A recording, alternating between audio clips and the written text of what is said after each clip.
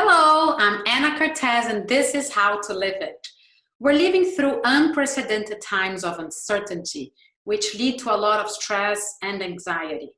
How do we find the space to be calm and focused when we are stressed?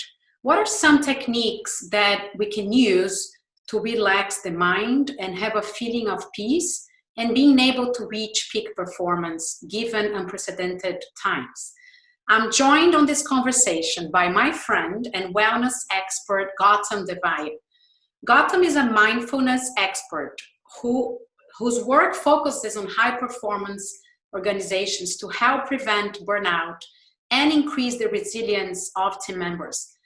Gautam has a very interesting story in which he had a long-standing career as a consultant and executive, and one day he simply passed out in a restaurant as a result of stress and burnout that he honestly was not even aware he had.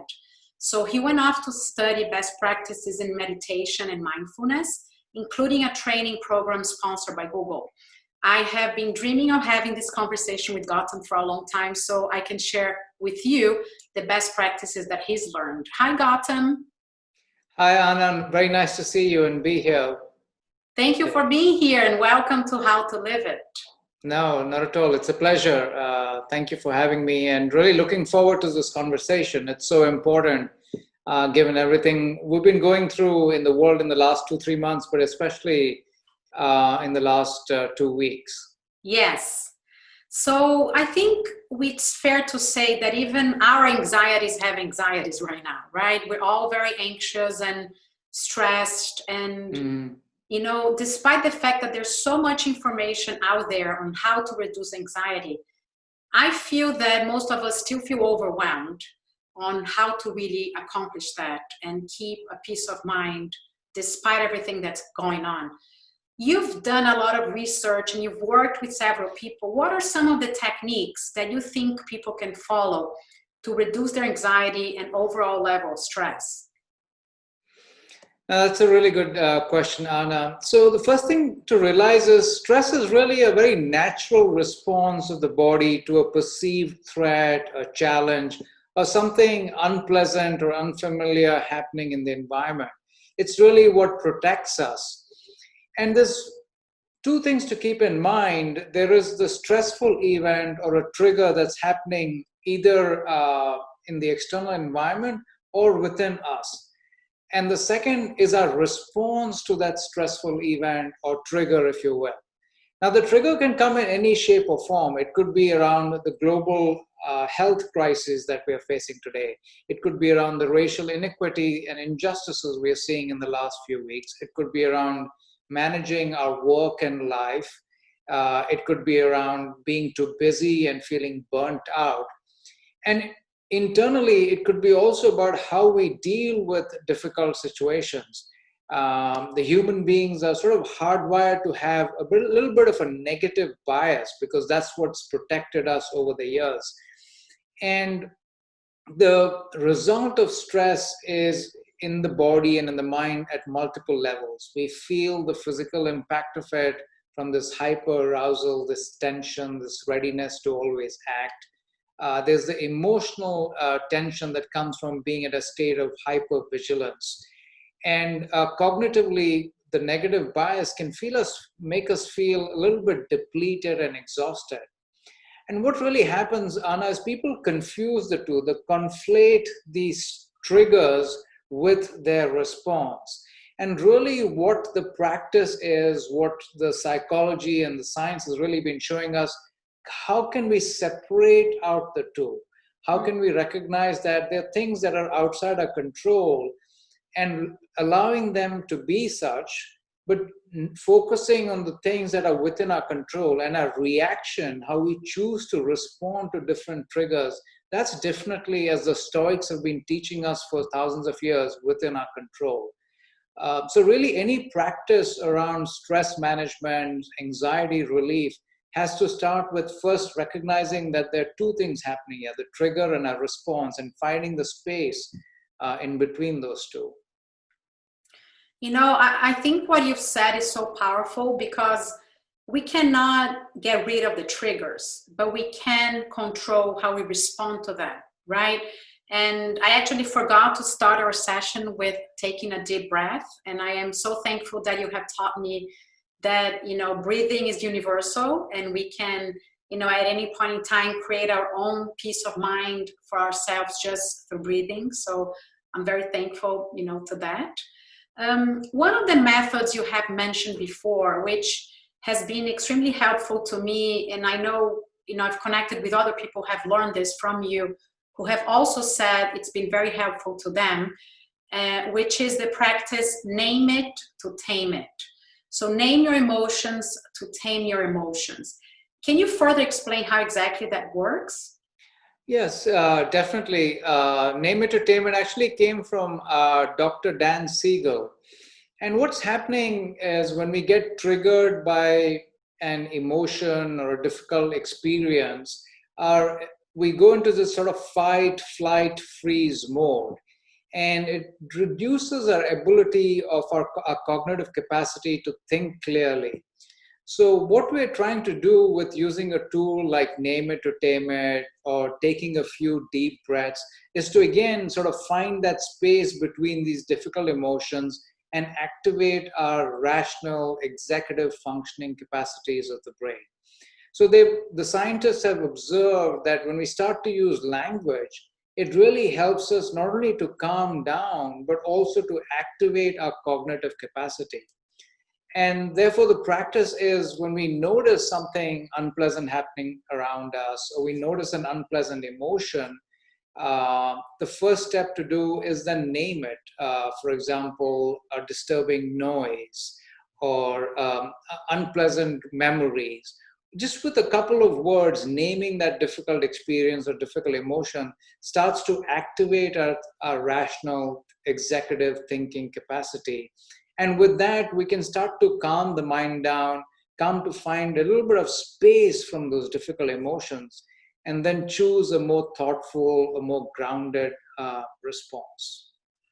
I have to say that, I've been doing meditation for a long time. I'm not a master at it. And I think the name to tame it, for me, has been one of the most helpful practices. As I go through my day, I just, lost someone very close to me. So when sadness hit, I would name it, I would live it, and then I would, let's say, tame it. When anxiety comes in, so I do think the name to tame it, especially for people who, not necessarily are finding peace of mind all the time, which is really hard.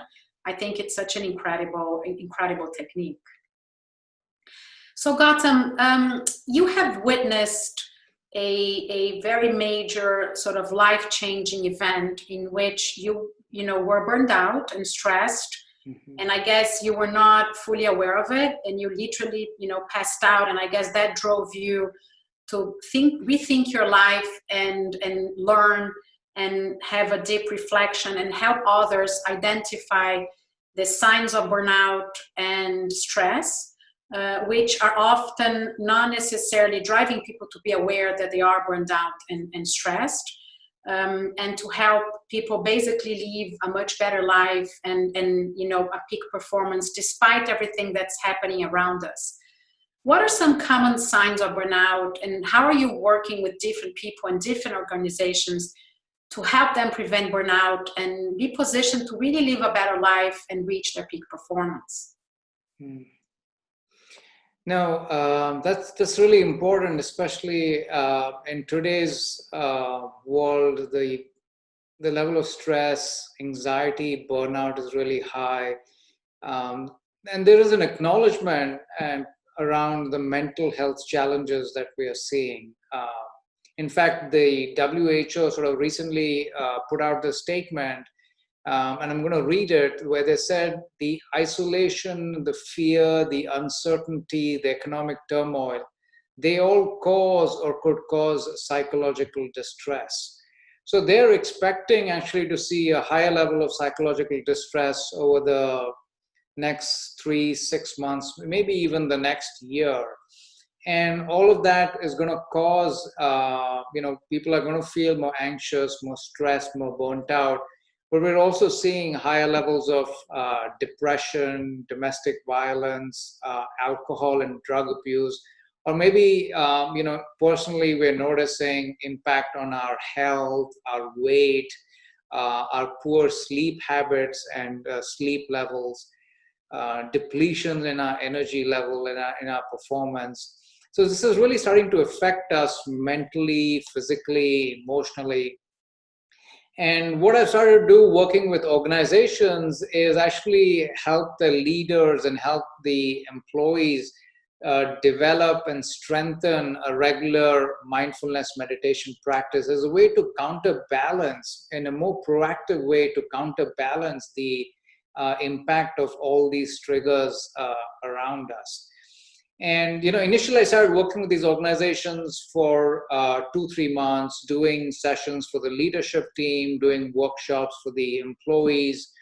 And there's been a recognition that these are skills honed over time. It's not only about having mindfulness and focus and calm experiences in the moment, but it's about developing the skills over time so you can apply them in the workplace and in our life in the weeks, months, and even the next year ahead. So I'm starting to work with organizations on a more longer term basis to really build a culture, a mindfulness culture around not only individual transformation and personal change, but also team performance and organizational culture. And that will help not only individuals take care of themselves better, but especially leaders take care of their team, take care of their employees, take care of their customers, and anyone else they work with in their communities. Yeah, I mean, listen, this is such an important work. I think we all have learned that everyone has to be more opened up and candid about any mental health issue they're having. And I think historically, people are very reluctant to share that. And honestly, organizations were not even ready to cope with that. And I think more and more we've learned that, everyone goes through challenging times, especially given the uncertainty that's going on. And everyone has to be aware and ready to help out, right? Yes, I think in that way, this has been a little bit of a blessing. It's not that there wasn't mental health concerns and all the factors I mentioned earlier, but now there's been an openness and an acknowledgement that, okay, let's bring this out, if you will, out of the closet, and let's talk about it more openly, and let's more proactively help people. Let's not wait for people to have that wake-up call that I personally had in the restaurant. Let's not wait for a crisis in individual health and well-being. Let's preempt that, and through mindfulness and other well-being modalities that help people have a happier life, but also be more effective in the workplace. Yes. Thank you, Gautam. This is so helpful. I was here with wellness expert Gautam Devaya today talking about how can we find the space to be calm and focused when there's so much uncertainty around us that can lead to a lot of stress and anxiety.